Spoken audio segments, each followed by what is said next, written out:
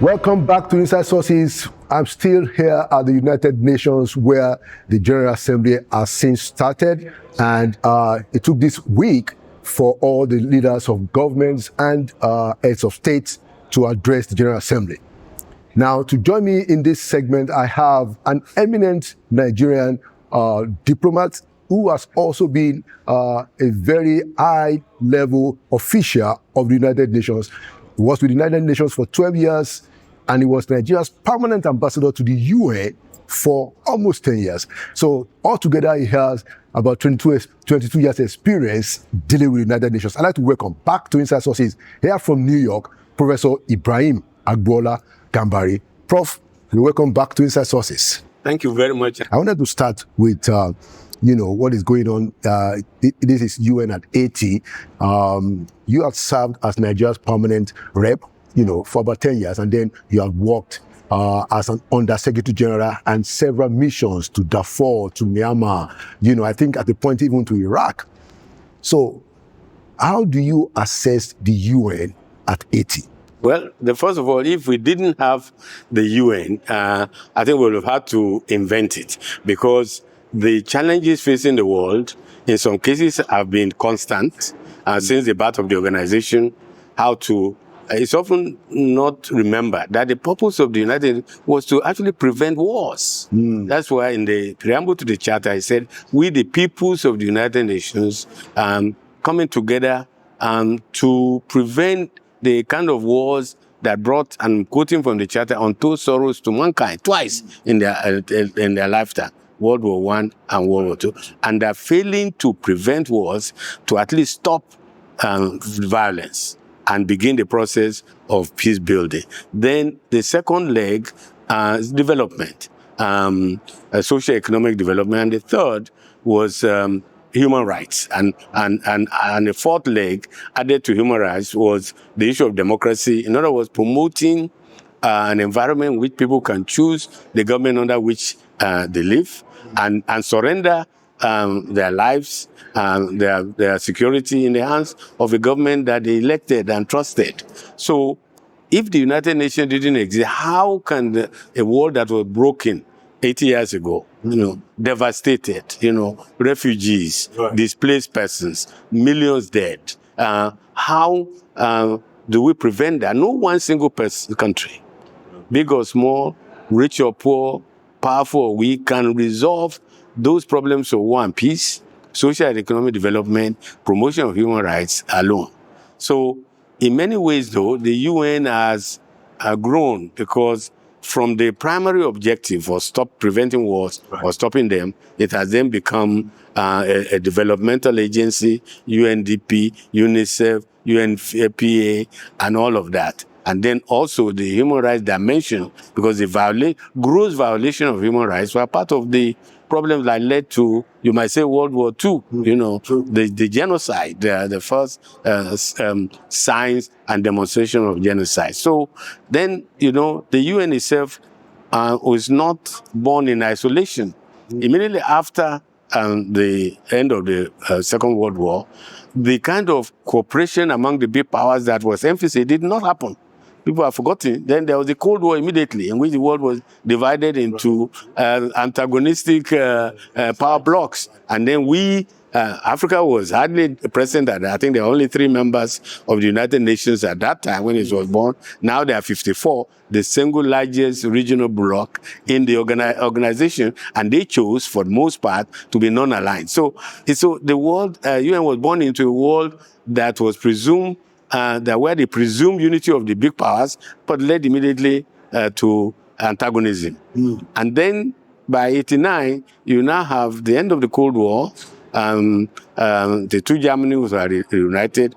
One of Africa's last colonies, Namibia, was independent. Apartheid South Africa was ended. And now there was again a hope that we are entering a new era in which cooperation will be the dominant theme of the organization and method of work. Well, now we are in a post-Cold War era where the threat to multilateralism is real, but yet the politics in terms of threat to multilateralism is one thing, but the reality is actually the movement towards a multipolar world. break. You have BRICS. You have the G20, the African Union, and there's some powers coming on. G8. The G7, the G8. Brazil is coming up. You have, apart from China, Russia. So the politics is not aligned with the reality of the power configuration in the world. Right. So I'm suggesting we must always assess the UN in the context of the power politics and the geopolitical situation in the world. Now, given that the UN has so far, no member of the UN has ever resigned. That's a very good point. Good point. I mean, if there was a general dissatisfaction, then you see countries moving away. However, the very fact that we have G7, G8, BRICS, G20 is also suggesting that countries are finding ways in which to augment the deficiencies of not just the United Nations, but of the international environment. Interesting. Very, very good point. So I thought to follow up, by saying that, so UNI is 80, and I remember that you were the chairman of the UN Committee Against Apartheid, when you were Nigeria's permanent representative. Nigeria got that honor and you sat on the chair.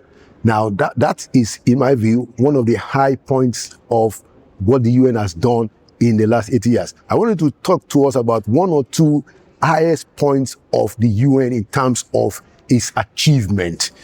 For instance, we can talk about the end of apartheid, but what are the one or two things that you think, I was also chairman of the United Nations Special Committee on Peacekeeping Operations, which is less known. But you see, in the United Nations, it's not always easy to measure what you have prevented.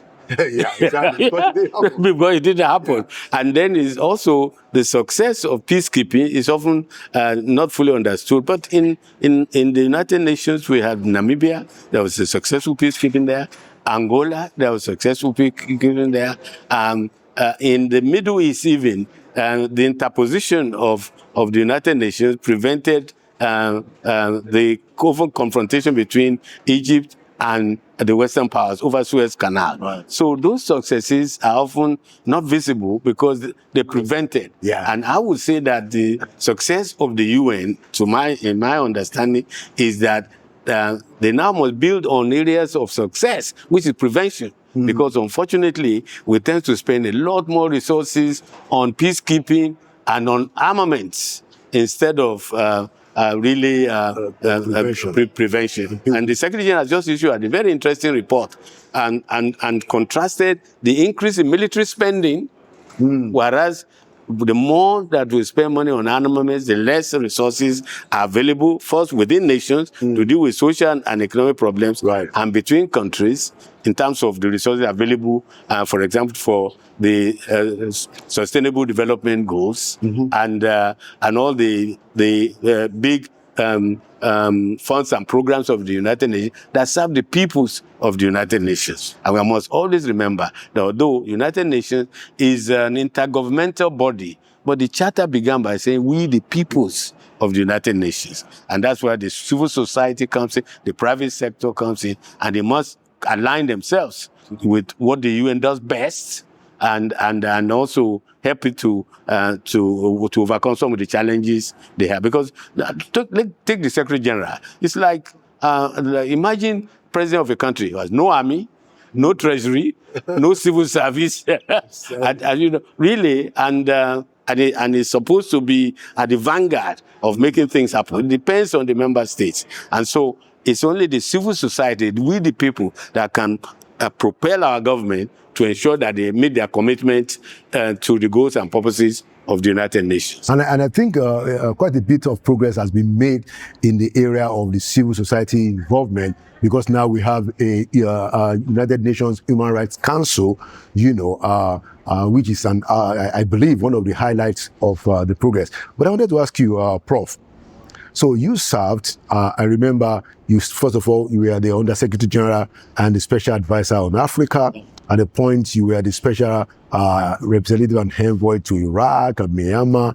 At the point, you were the head of the Department of Political Affairs, So which experience do you consider the most memorable and challenging in your experience where you worked at the UN? That were left to, first of all, to establish the first office of special advisor on Africa. It didn't exist. I was the first Undersecretary General and special advisor on Africa, and created the office of special advisor because we felt that Africa was way behind in terms of the fulfillment of the goals and purposes of the organization for historic reasons. There are some historic injustices.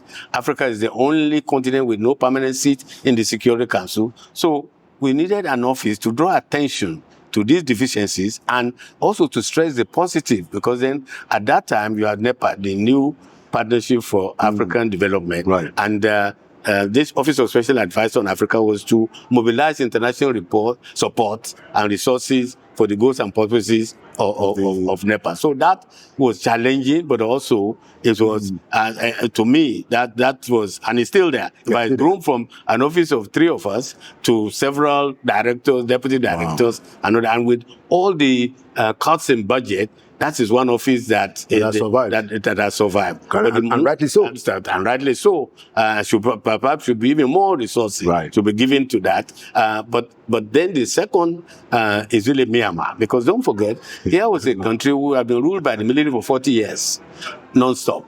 And the person who won the previous free and fair election, Aung San Suu Kyi, was put in detention for 18 years. You know? Yeah. And my job as the special envoy was A, to get her released from prison, from detention, house arrest, and 2, to move them in the direction of democratization. Right. Don't forget, for them, these are military rulers. Military rulers, they have been isolated. They thought they survived. Yeah. So they didn't see the incentives. Sanctions. Yeah. And yet here was I, one lone former ambassador of Nigeria, staff of the Secretary General, sent there to persuade the military, who was ruled there for close to 40 years, and have been isolated to change their ways. But then again, the reward is that as a result of the support of the Secretary General, the neighboring countries and some of the big powers, Aung San Suu Kyi was subsequently released. And then they unbanned her party. Her party won and formed the government. Later on, she turned out to be a disappointment because she failed to protect the human rights of our own people, the Rohingyas, where the international community mobilized to give her the kind of support. So imagine a divided Security Council, because China and Russia were on one side and the Western countries on, and yet the Secretary General plays that kind of role as a bridge builder to appoint the good offices of the Secretary General when the Security Council cannot always agree. That's after its blessing. But how to navigate all of that under the leadership of Secretary General Kofi Annan. That was a great challenge, but a great reward. Very, very interesting. And I remember also that you were the special envoy to Darfur, under the UNAMID, and the problem of Sudan is still there with us. Actually, we now have South Sudan, and there's problem also in South Sudan. So what's your take? And then, based on the experience that you had, I think you spent a few years. I'm the longest serving joint special representative of the African Union and the first and only still international 2 years and 3 months. Okay, but living in El Fasher in the desert. No, but you have a good point, which is that if we've been allowed to spend much of those resources on prevention of addressing the root causes of the conflict. Now, the budget of this UNAMID that you mentioned was $1.8 billion a year. A year. Now, imagine 10 years. And you spend most of that resources, but the international community somewhere at that point more comfortable approving resources for peacekeeping than for development and for addressing the root causes, for prevention and root causes, which in the case of Western Sudan, which was Darfur, was water, not enough of it. What is available, very unfairly distributed, and not enough done on peace building to address why people are so many refugees leaving government, leaving the authority of the state, living in camps. How to decongest the camps. And to decongest the camps, you have to address why they left. Security, insecurity, lack of social welfare facilities, and then, of course, means of livelihood. So all these things, I wish the international community has supported us to do more peace building, and more prevention than just the peacekeeping. Because if we have been able to succeed in addressing those root causes of conflict, over centralization of power in Khartoum, unfair distribution of resources, violation of human rights, I don't think we'll have the situation which we have today. Interesting. So let's talk about the place and the voice of Nigeria in the United Nations. So you were the permanent representative up until from 1990 to 1999. I recall. Yes. So if you compare where Nigeria is today in terms of in the UN and then, what are the observations? Have we become stronger, or do we need to actually step up? We have to step up, because I recall, and so sometimes you are not supposed to divulge private conversation with heads of states in the course of your duty. But I remember very well when I was dealing with Darfur, that the President Kagame had the largest troops was the largest troop contributor to our troops, and the first commander who came from Rwanda, UNAMID. But the Nigerians were also there, though. Nigeria was there, but we used to be the largest. They overtook us, and then compensated by having a Nigerian myself as the overall head. And in the course, I have to visit him many times. And honestly, he sometimes calls me aside and said, "Look, Nigeria, you are forcing me to punch above my weight. I'm after all the president of Rwanda. Where is Nigeria? Because when Nigeria is absent, it then forces countries smaller who don't have the same weight, as Nigeria. So clearly it's a responsibility. And successful Nigerian government have kind of undertook to play that leadership role in Africa. Without us, maybe Angola, MPLA would not have been admitted as a member of the Organization of African Unity. Without us, Western Sahara would not be a member today. Apartheid, we had 25 years of leadership of the Special Committee Against Apartheid. I was the last in a long line of ambassadors. And we made some sacrifice in all of this, So that's the expectation of the rest of the continent, and that is the expectation of most Nigerians. They want to see their country, and I think in soccer illustrates it, but our people would like us to win, to be among the leaders, and to our voices to be heard, and to champion the cause of reform of the United Nations with a permanent, at least, 2 permanent seats for Africa, with all the rights and privileges of the Security Council. Now, and sometimes even the smaller African countries always like to hide behind us to say, it's these Nigerians, they're the one, they go back to say, don't mind them, but they are proud that at least we are the vanguard. That must never be allowed to fall. Now, of course, Nigeria's situation in 1989-90 is not the same thing as Nigeria's situation today. So we have to take note of that. And even for peacekeeping, we used to be among the 3rd or 4th largest troop contributor, but we need them at home now for internal security duties. So that has also weakened our voice in that respect, at least on peacekeeping. But nonetheless, what we are. We are still the most populous country in Africa, the largest or second largest in the continent, and even more ominously, that according to UN statistics, by 2050, it's not a long time, Nigeria will be the 3rd most populous country in the world. So we have to shape up. How do our politicians in Nigeria, speaking purely as a Nigerian now, not as a UN official or official of any government, they should be having sleepless nights. That how do we feed that kind of, what do we do now to address the feeding of our people, housing our people, transportation, education, power, health, and all of that. Poverty. But they are having sleepless nights, all right, but deciding who should be the next president of United for Nigeria in 2027. That's what they have. That's sleepless instead of we should be having sleepless now. Over what is going to happen to the people now when we're going to be the 3rd largest in a few years. It's a real problem ahead. Economic security, food security, environmental security, social security, education, welfare of the people. Transportation, energy. No, that should be giving them sleepless nights.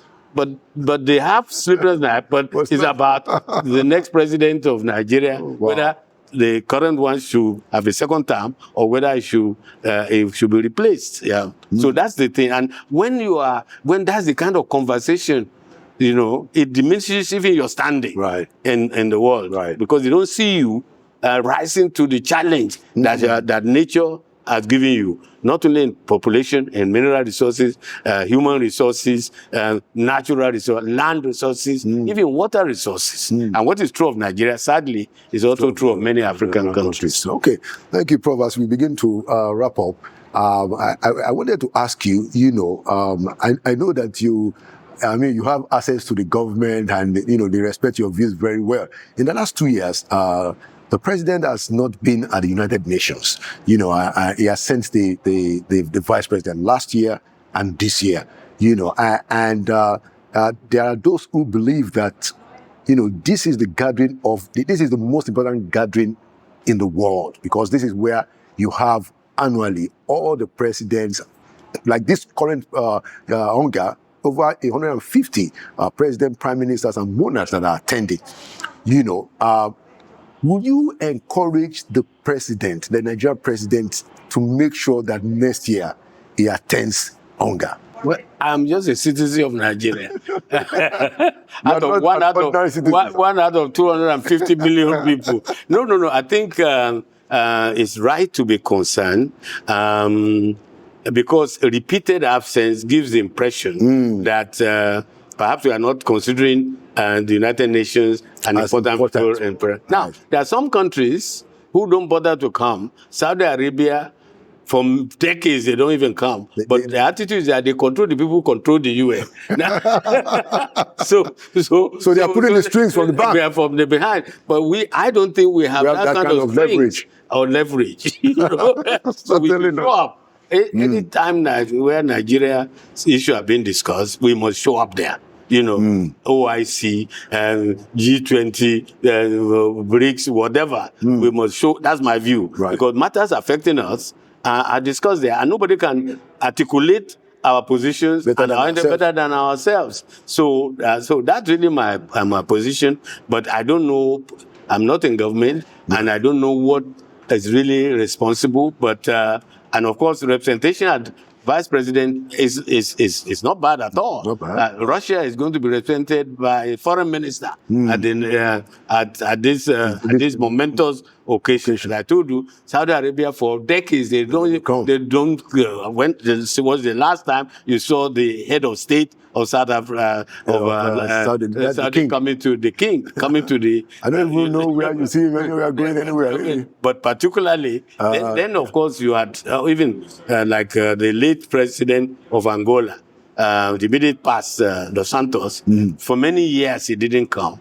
But then they didn't come because Angola itself was a subject of discussion and what to do about the problem in Angola. And he feared there's no need for any Nigerian president to feel that he'll be embarrassed if he's here. We are a proud nation. We're never proud people. Our leader is respected because he's the leader of the Federal Republic of Nigeria.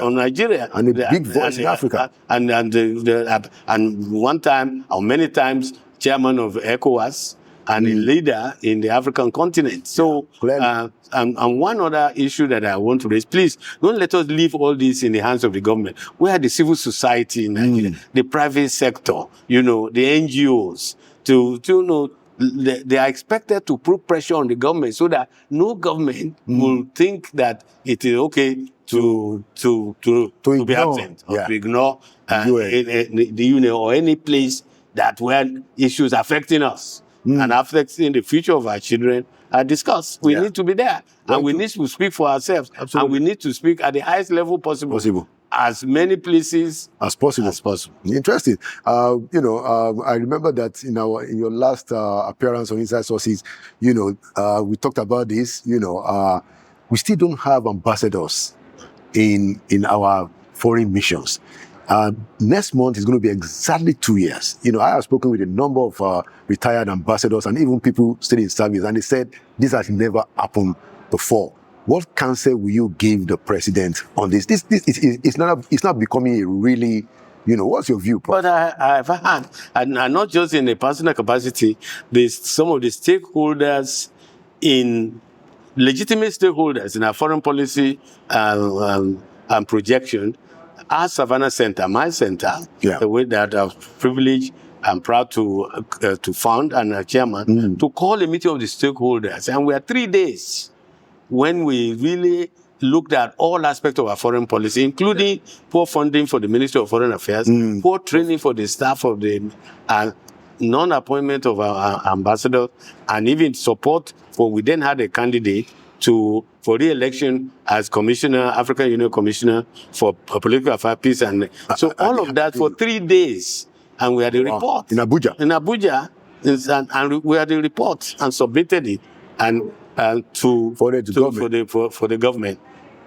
I think that's more than enough to expect of an individual and one NGO think tank. I think if the voice of Nigeria should be louder. It doesn't matter what political affiliation, because the national interest of Nigeria is beyond partisan politics. True. It's about our country and the future of our country in an international system that is evolving. Our voice must be heard. Africa's voice must be heard. True. And it's important, to show up in as many places as possible, as often as possible, at the highest level possible. It's excellent. Thank you so much, Professor Ibrahim Agbola Gambari. Thank you for your views. And I know that you're also involved in quite a few events. Do you want to tell us some of the things that you have been doing around this Hunger 80? Yeah, but the first thing I tell everybody, I'm not representing the government of Nigeria because I'm just a private citizen with some experience, but I've been involved in several side events. First, there was the issue of the reform. We talk about the reform of the African Union. There was a forum. Because you're a member of a special committee that was set up for that. Exactly. Say about the reform of our own organization. Because as we are pushing for the reform of the United Nations, we should push for the reform of our own, particularly when a regional organization have more impact in charting the way forward for development and for peace and security. So there was a session on that. Then there was a session, a private organization on African investments, and that went extremely well. I've just come out this morning on civil society organization. The Office of the President of General Assembly was there. The Office of Secretary General was there. A number of selected government reps and the embassies were there. Civil society organization, NGO like mine, were there. And it's how to make the Pact of the Future, which was signed only a year ago. Otherwise, we're almost forgetting it because of the financial crisis that the UN is facing. But we cannot say the so-called UN 80 initiative, which is how to make the UN do more with less resources. That may be going on. Secretary General has an initiative, but he must not let us forget the Pact of the Future, because we're talking about the future of the world and the future of this organization. Excellent. So that took place this morning, and it went extremely well. So those are some of the activities, and of course, I'm going to, as a patriot, listen to the speech, national address of Vice President presenting later on this week, and of course, I've attended some sessions, the general debate, to listen to discussion on the future of Palestine, Gaza, to stop the killings in Gaza, to end the war in Ukraine, and to make the UN more fit for purpose in an uncertain geopolitical and still emerging environment. Which is the world. Thank you so much, Prof. Thank you once again for coming to Inside Sources, and thank you for the work that you do nationally and internationally. And thank you for being a figure that continues to advocate for the world, for Africa, and for Nigeria. Thank you very much. It's always a pleasure. All right. Thank you. Thank you, sir. And there you have it, another edition of Inside Sources. Like we always say, Nigeria will prevail. It means that Nigeria will win because we will continue to push the issues. Thank you for watching. My name is Laulu Akonde, and by the grace of God, I'll see you at the next edition.